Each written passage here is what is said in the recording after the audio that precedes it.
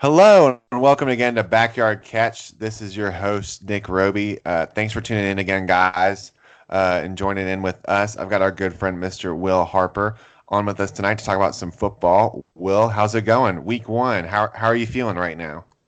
Week one, so my Panthers lost, but I was expecting us to lose. Honestly, we Mm-hmm. kept it close with the Rams, so I'm pretty excited about it.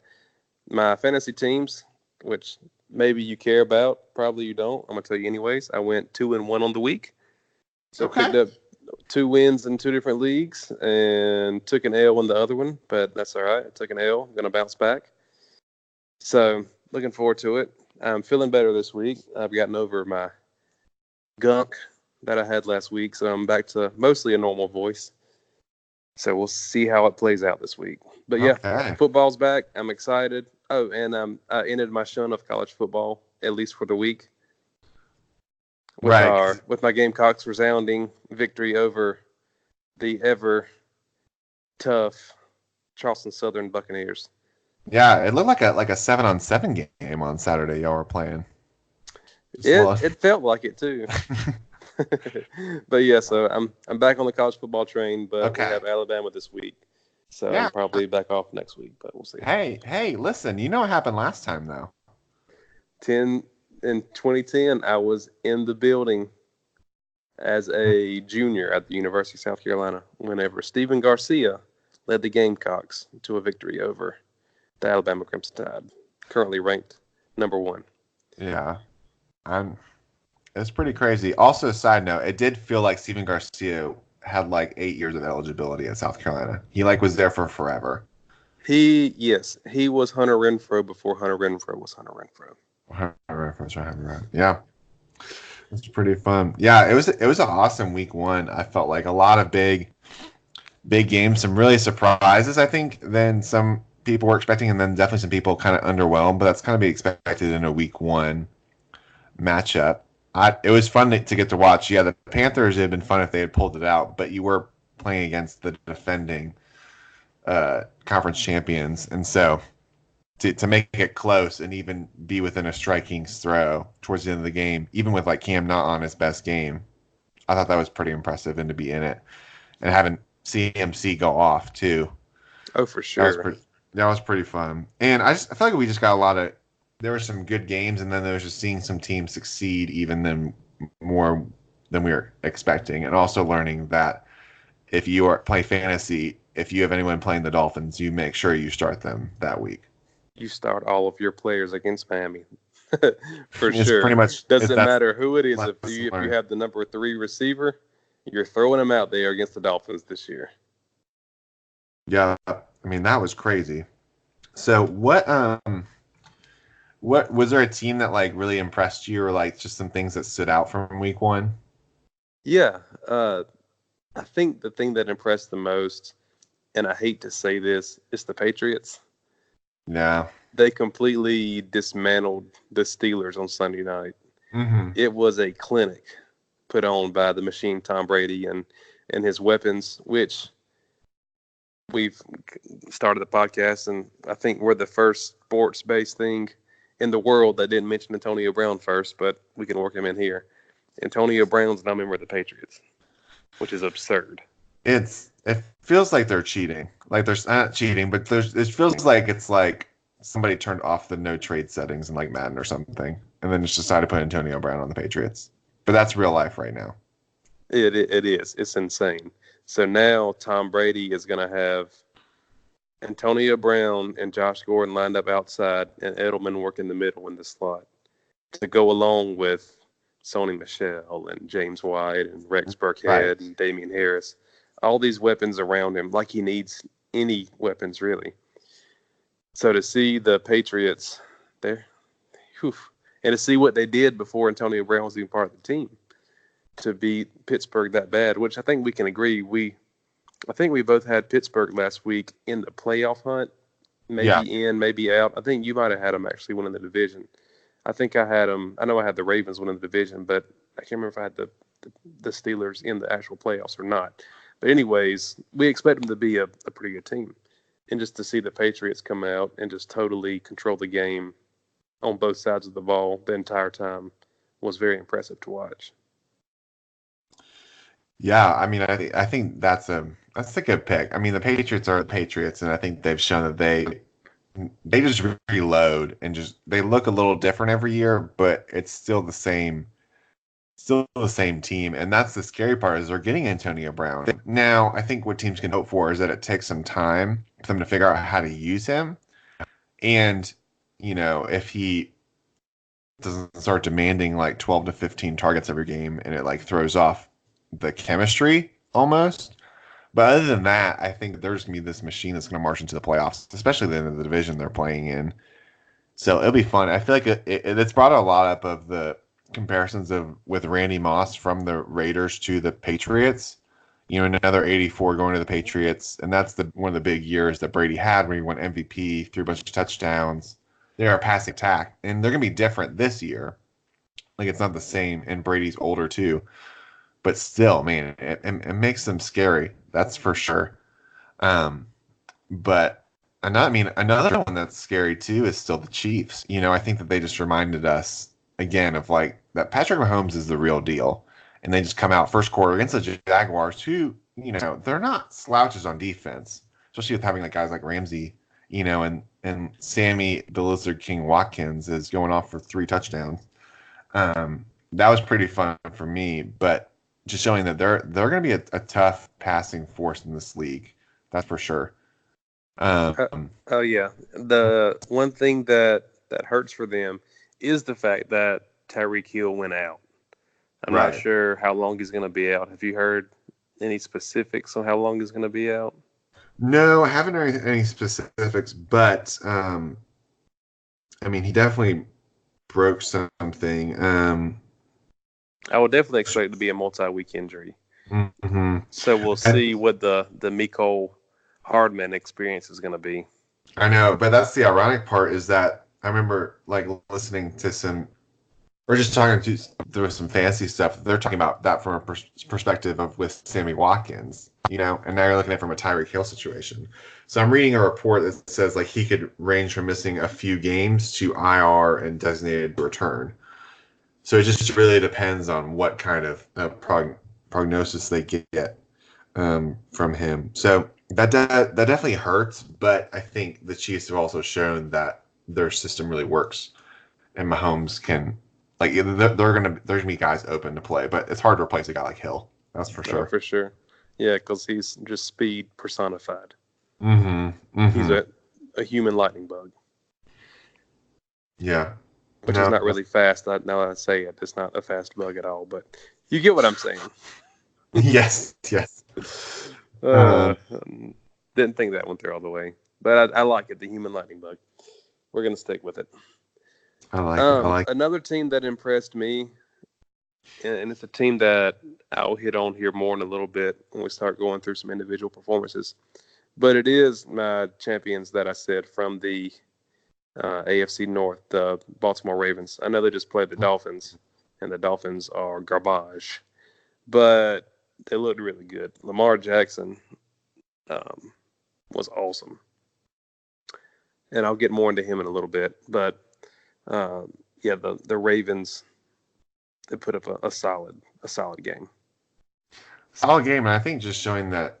Obviously some of the stats will probably come down over the course of the year, but they're for real. And I think it's showing that Lamar is definitely more of a passer than even I was. I'll admit that I thought he could be in the NFL. So we'll see what that kind of looks out with him over a full season. But they were really impressive. Another team that was impressive for me was the Cowboys. Just how much of their passing attack came out. And granted, it was against the Giants, who are definitely on the lower end of the NFL spectrum of just talent-wise right now. But still, Dak was throwing over 400 yards, multiple touchdowns.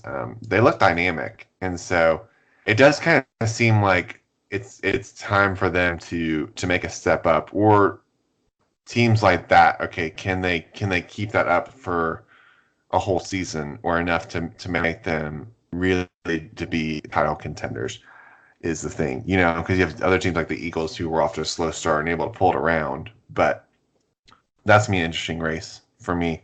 So For sure. And one more thing on the Cowboys. yeah. Do you think it's as crazy as I think it is that Kellen Moore is their offensive coordinator and he's 30 years old? Okay, A is it the same? 30-year-old calling plays in the National Football League. Is it Kellen Moore, like Boise State quarterback Kellen Yes. Moore? Okay, Kellen that's what I was Moore. thinking this whole time. Yeah. The lefty that throws it from his chest. Yes. Yeah. That's him. He is the offensive coordinator for the Dallas Cowboys. Listen, you know what? If it's working, I think they roll with it because they've been needing some inventiveness and creativity, on that offense. So if that's working for them, that's great. It is crazy. It does seem like he's pretty young because you're like, wow, it's only a few years older than me, and like you're like leading an offense, and also the fact that he's 30 years old is kind of crazy to me. I feel like I still remember playing quarterback at Boise State, so to think of him being 30 is really weird. That's a side note, but yeah, there's some young ones. I mean, Sean McVay's he's only in his early 30s too, right? He's like 33, 34. Yeah, he's up in his mid 30s somewhere. I'm not exactly sure. Yeah, but yeah, he's a baby too. So there's definitely a youth movement going through, especially on the offensive side of the NFL right now. yeah, A lot of young, innovative play callers. yeah. Oh, But then you look, even last night though, they had like Romeo Cornell as like for the defense coordinator for the Texans, and he's like 72. Oh, So, Romeo. so there's a wide age range in the NFL. That's for sure. For sure. Even on the Rams, because Wade Phillips is the defensive coordinator for McVay. Right. And Wade's old enough to be his grandfather. So there's that. Age has no limit in the NFL. It's Papa only defense. how well. Wade It's Phillips. all results based. For sure. Yeah, that's pretty fun. So Will and I, if any more thoughts on that, we're gonna jump into some of just our favorite players. So as we're doing this every week, just some of our favorite players from the week, just from different positions. So Will, why don't you start us off? Who is your quarterback that you picked as your favorite player this week? Sure. I hinted at it earlier, and it's definitely Lamar Jackson. Mm-hmm. He went, let me just give you some stats real quick. He went 17 for 20 for 328 yards and 5 touchdowns. Now, the thing with Lamar is he's known for his running. Right. Do you want to guess how many rushing yards he had? If I'm trying to remember off the top of my head, I'm gonna go 50. That's way over. He had 3 attempts for 6 yards. Wow. Okay. Yeah, so he put up these huge passing numbers, granted against the Dolphins, but still, the progression of him as a passer and to put up these massive passing numbers, he had a perfect passer rating. To put all this stuff up and then only have 6 rushing yards, which is how he's going to score his fantasy points, at least. That's how he's going to make his living throughout the year. But he proved it that, hey, he can do it with the arm too. He doesn't necessarily need the legs all the time. Yeah. No, it was impressive. That is less than I would thought, and I think that definitely must have been a statement thing too. That he was kind of like trying to show he didn't have to do it with his legs, but also when there's nobody around his receiver in the same zip code, that also helps too. Right. Defense. There were definitely some wide open receivers. Yeah. No, it's impressive. We'll see. We'll see if he can keep it up. Okay, so going to my quarterback. So preface, they are on my team. However, I did not start them. I definitely did the last minute bench to switch. I switched to Jared Goff as my starter, which wasn't like a bad pick, I don't think. He just didn't have the game really that we were maybe expecting with all those weapons they had in Carolina. Against Carolina. But I'm going to go with Phillip Rivers. It's just my quarterback. We had like guys like we mentioned Dak Prescott having 400 yards and 4 touchdowns. But I was kind of wanting to mention this because I have him on my team, but I benched him. But Rivers was 25 of 34 for 333 yards, 3 touchdowns, 1 pick, 6 yards rushing too. So I think So, ipso so what you're facto. saying is that Phillip Rivers is just as a good a rusher as Lamar Jackson. If really you wanted to just take this clip and just make a hot take of that, that's basically what I'm saying. So, Put some fire emojis beside it. right, fire emojis, maybe put like big words on like a video. Nick Roby says Philip Rivers is a better runner than Lamar Jackson. Phillip Rivers, aka Papa Bolota. Probably. I mean, he's still at less rushing yards than how many kids he has. So we still have to move up to there. He needs to get 3 more yards, but it's still there. I thought he played pretty well. I mean, against a good indie team that's had a lot of transition this year, but still they've got a lot of weapons, and I think they're going to be a force this year in the AFC. The thing for them is, can they finish games? I know they've had some problem with their kickers, and they just had, last year I feel like it was a big expectation year, and they were good, but they kind of let down a little bit. And this year they might be able to fly under the radar and really put some good performances together. So Phil, sorry I didn't start you, but you are my quarterback of the week. There you go. Yeah. All right, I'll go next with my running back. My running back is a little bit of a homer pick. I'm going with Christian McCaffrey. Mm. He had an awesome week. He had 128 yards on the ground with 2 touchdowns. And then in typical CMC fashion, 10 catches for 81 yards. So he put up over 200 yards of total offense with a couple of scores. He was pretty much the offense for the Panthers against the Rams. Yeah. Yeah, the leading rusher by far. He got the most work in the receiving game. DJ Moore got a lot of targets too. But yeah, definitely was the top pass catching option for Cam this week. Mm-hmm. We have a short turnaround. We play on Thursday night against the Bucks this week. So I'm hoping that he can parlay his strong performance into another. But yeah, Christian's a stud. If you got him in fantasy, congratulations. You have a top end. Put him in your lineup. Only take him out during the bye week. Put him right back in your lineup kind of player. You just kind of plug and play. Don't even think about it. So Christian is my running back of the week. I like it. I like it. And the fun part with him is it's all the receptions too, and especially in a PPR league, where you get points for receptions like in ours. That's, I don't say guaranteed points, but it's, you're going to get some kind of baseline with him, just because they're going to feed him the ball, so he's going to get the touches, and it's just a matter of what he can do with it. For sure. But yeah, that's good. I'm gonna also, in my running back, they were in the same game against the Chargers, but for the Indianapolis Colts, I had Mr. Marlon Mack.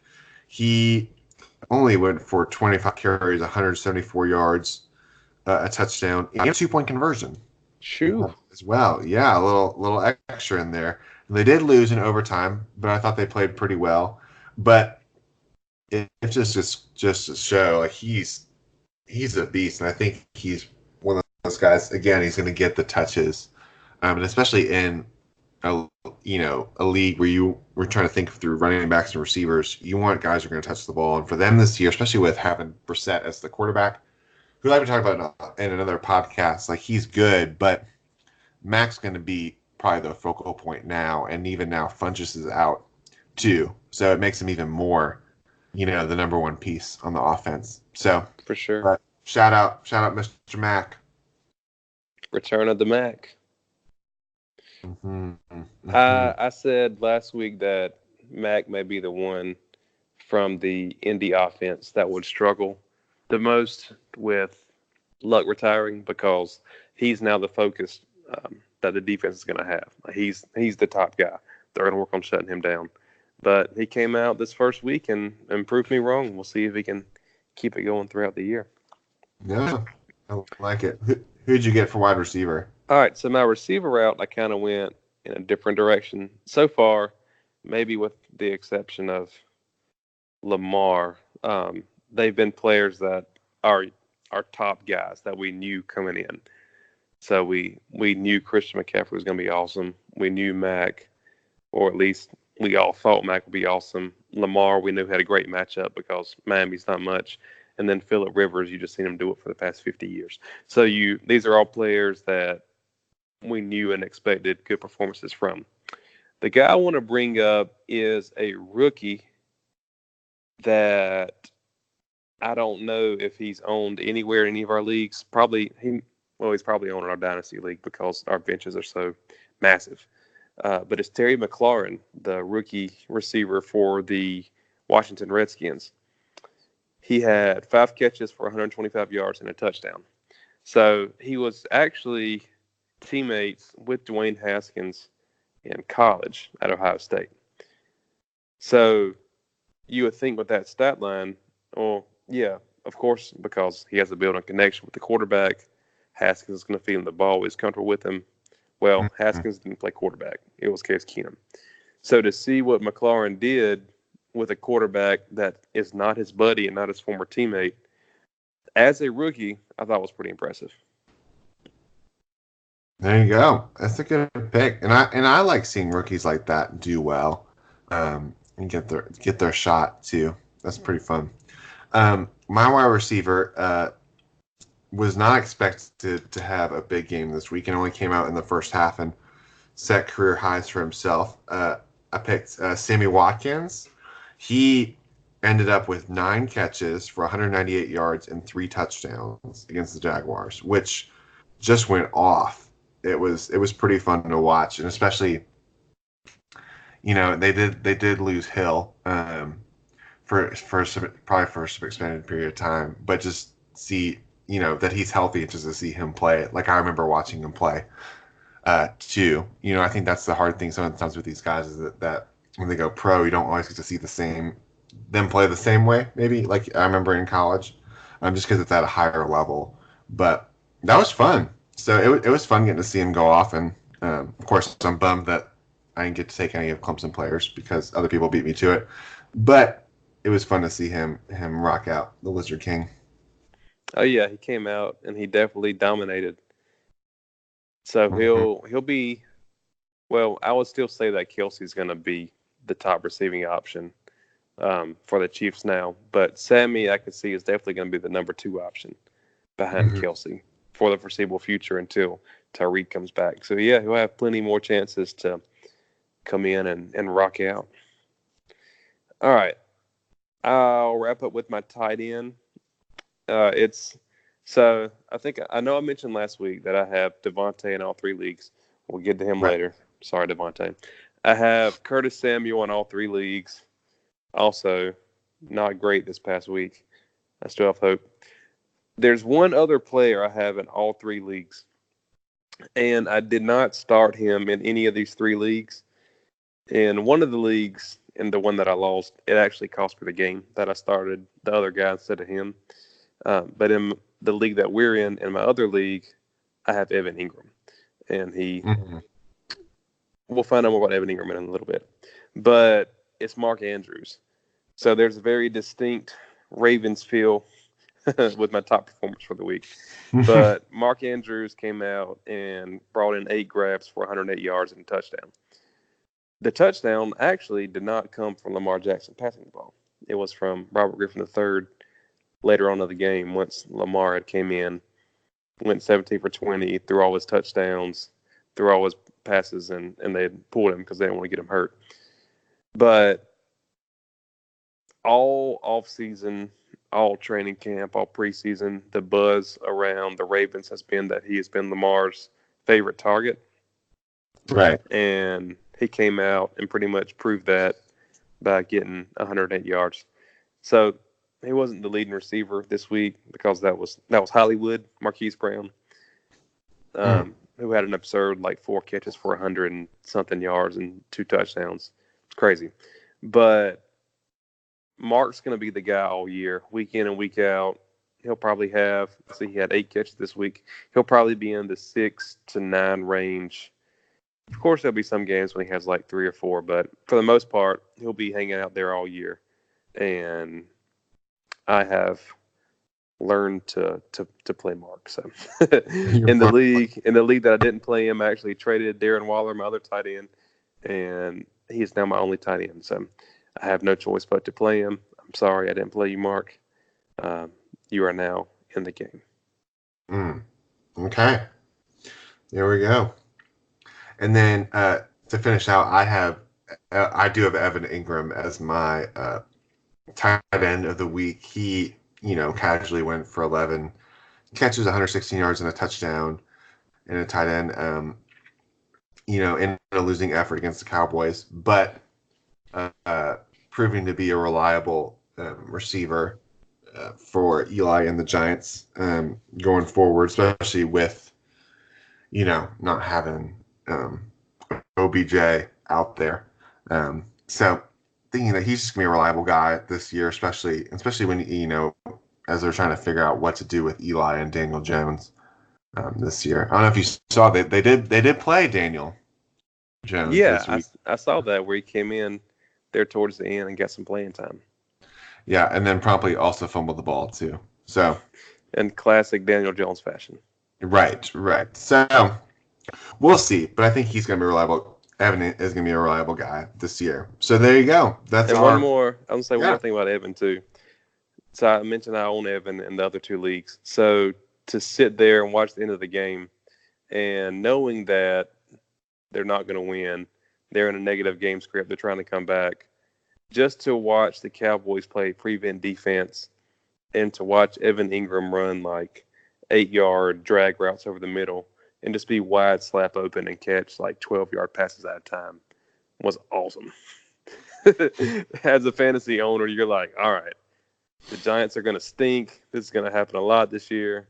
Evan's going to be the guy who soaks up these targets whenever they're guarding all the guys downfield to prevent big plays. So, yeah, hopefully we'll see a lot of Evan Ingram in this little segment the rest of the year. Yeah, he's definitely going to get opportunity for that too.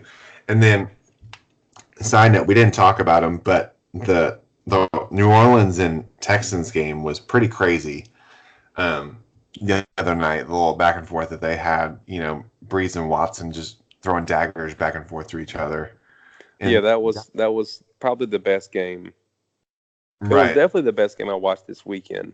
It's a top game that I've watched maybe ever, just in terms of the end of the game and the competitiveness and the craziness and back and forth. And yeah, it was sweet.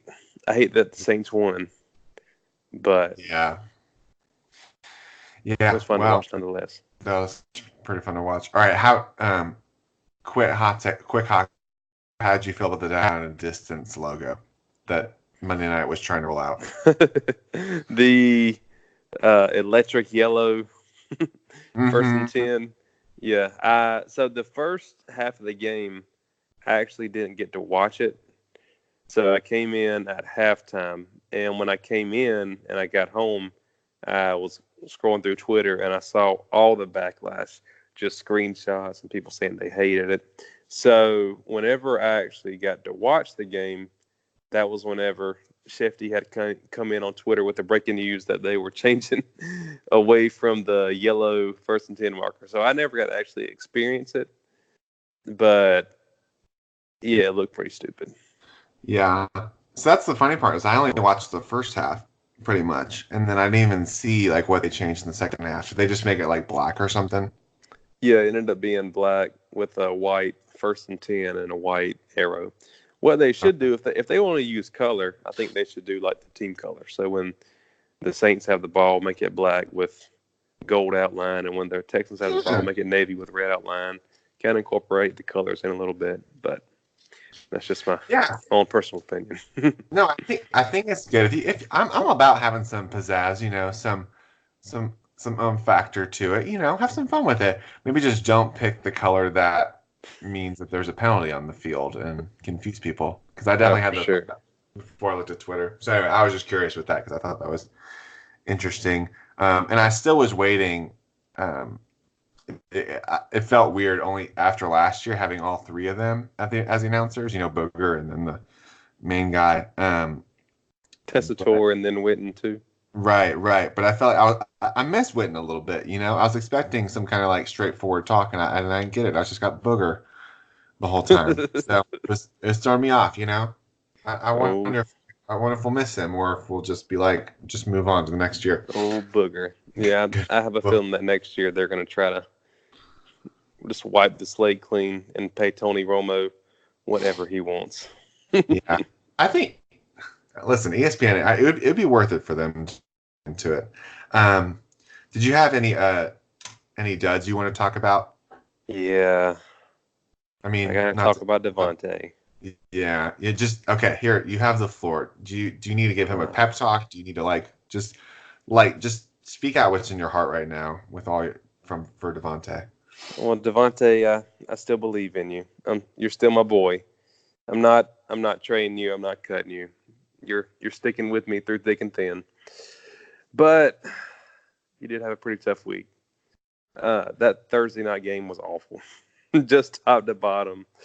Packers and Bears. We were so excited for football, and it was just trash.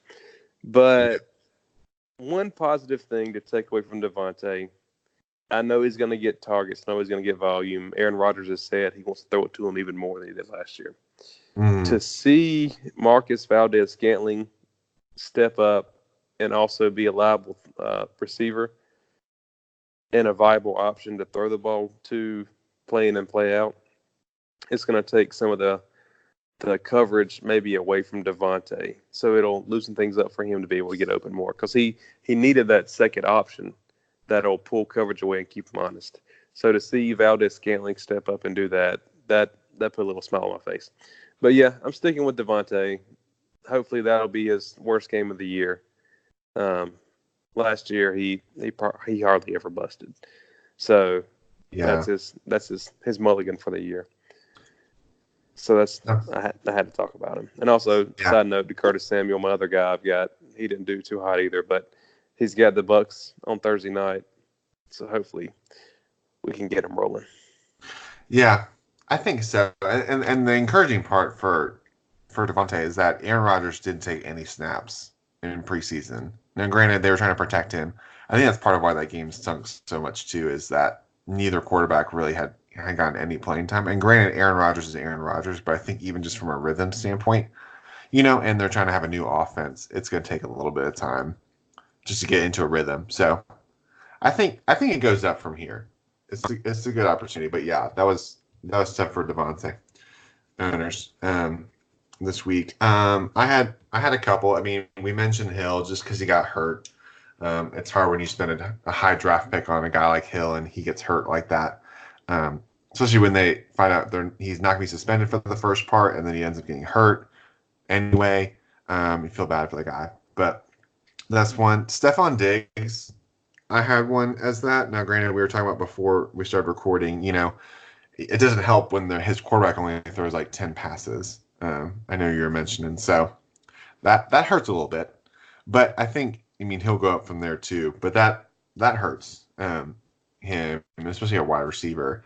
If you don't get the ball thrown to you, you can't really do a whole lot with it. And then another one would be on Johnson, um, just because he just didn't have the game that we thought, and we know he's capable of. And granted, it's still early, and so you don't want to overreact. But he was a little bit disappointing, and maybe it's because there's been sometimes when you hear so much talk in the offseason about guys and then they kind of underperform, it throws you off, and then you want to make changes. But I think those guys will have bounce back weeks. But those are some bigger names that didn't do as hot as maybe we were kind of hoping in their week one. Right. And with carry on too, I had mentioned last week I'm all about carry on this year. So to see that was kind of disheartening, especially in a matchup where Arizona's defense is not not that great at all. And to see him not take advantage was pretty disheartening. But I'm not giving up on him yet. I know he's a great back. He's got a lot of talent. So we'll see if the offense can straighten out. The thing about week one, especially for fantasy football, is don't overreact. Like either way, if you have a player that has a great week, but historically they haven't. For example, John Ross. John Ross went off this week too for Cincinnati. Mm-hmm. I'm not hopping on the John Ross bandwagon by any means. And then you have your star players too that had bad weeks. So just don't overreact. Like you know when you drafted these players and you know why you drafted these players when you did. So don't Yeah, give up yet. It's a long season. it's a long fantasy football season. It's good. So, well, there you go. Um, any any matchups or anything that you were looking forward to this weekend, Will, before we sign off? Anything that comes to mind? Anything for this coming weekend? Yeah. Anything that's just coming up, or someone you're wanting to look forward to watching, or just something you're looking forward to. Gotcha. First of all, will be the Panthers. I Right. want to Right. see. I want to see how they bounce back after that game against the Rams. It's a good opportunity too against the Bucks at home. You know. For sure. For sure. I'm actually, believe it or not, kind of looking forward to the Jets and Browns game on Monday night. Mm. We didn't mention the Browns really at all, but they stunk it up against Tennessee, and I'm wanting to see how they bounce back.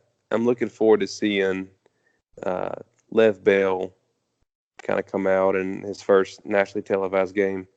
So it's kind of sloppy and ugly as it sounds. Just saying it, I'm actually kind of looking forward to it. What about you? No, no, that's good. I think that's gonna be a good one. Especially to see if Baker can bounce back after just having a bad game. I mean, let's just call it what it is. I feel like it's a very interesting uniform combination, especially with if the Brown is that who's the home team in that game? Do you know? Um, so my wife took the computer with her today to work. She's at the So computer. Okay. I'm flying with no internet right now. So I'm not sure which one the home team is. Okay. Jets are home. Jets are home because they got the new uniform. And the Browns, the strong brown with the orange. I was just saying that was gonna be an interesting combination. So you definitely have some of the stronger uniform combos. The Browns are still a favorite in this game, according to ESPN. They're a 2.5 point favorite on the road. So there you go. And I would expect them to be. I think people are gonna see last week as an aberration Mm-hmm. and see how they bounce back from, because I mean all they've heard all off season is how great they are, how they're going to win the division, Mm-hmm. how they're a sleeper to maybe even face off with the Patriots late in the playoffs, and then to come out and just kind of like the Gamecocks did against North Carolina, just kind of Mm-hmm. get punched in the face. So the Gamecocks responded well in week 2. Granted, the competition's a lot different from Charleston Southern to the New York Jets, but yeah, I think they'll have a bounce back. And bounce back, yeah.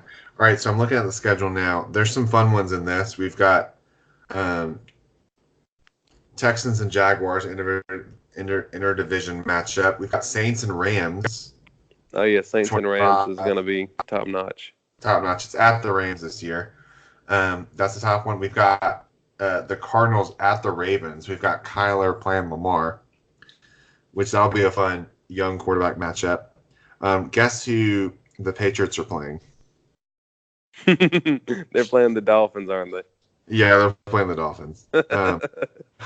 Uh, New England's an 18.5 point favorite, by the way, right now. That's not enough. No, yeah, it's probably not enough. And in the NFL, preface like 3 is like standard for the home team. So 18.5 points on the road is pretty strong. So if there's some fun matchups in this. Um, but I'm definitely starting Antonio Brown, in case you were wondering. I was thinking about it, and now that he's playing the Dolphins, he's definitely starting.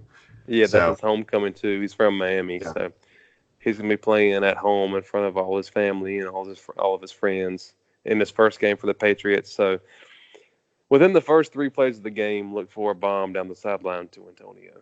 yeah, I think that's great. So okay, so Antonio, as one of your fantasy owners, um, I've been through a lot in the past couple weeks, but I've stuck by you, and I believe in you. You know, I think you're a great player, and you've had some stuff not go your way. Some by other people's choices, and some by your own choices. Maybe a lot on your own choices.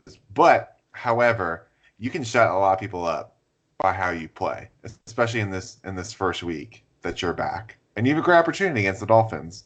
So, for me and all of us Antonio Brown fans and supporters, and most importantly, fantasy owners, please wear the helmet that they give you, and just do whatever Bill and Tom tell you to do this week. So thank you very much.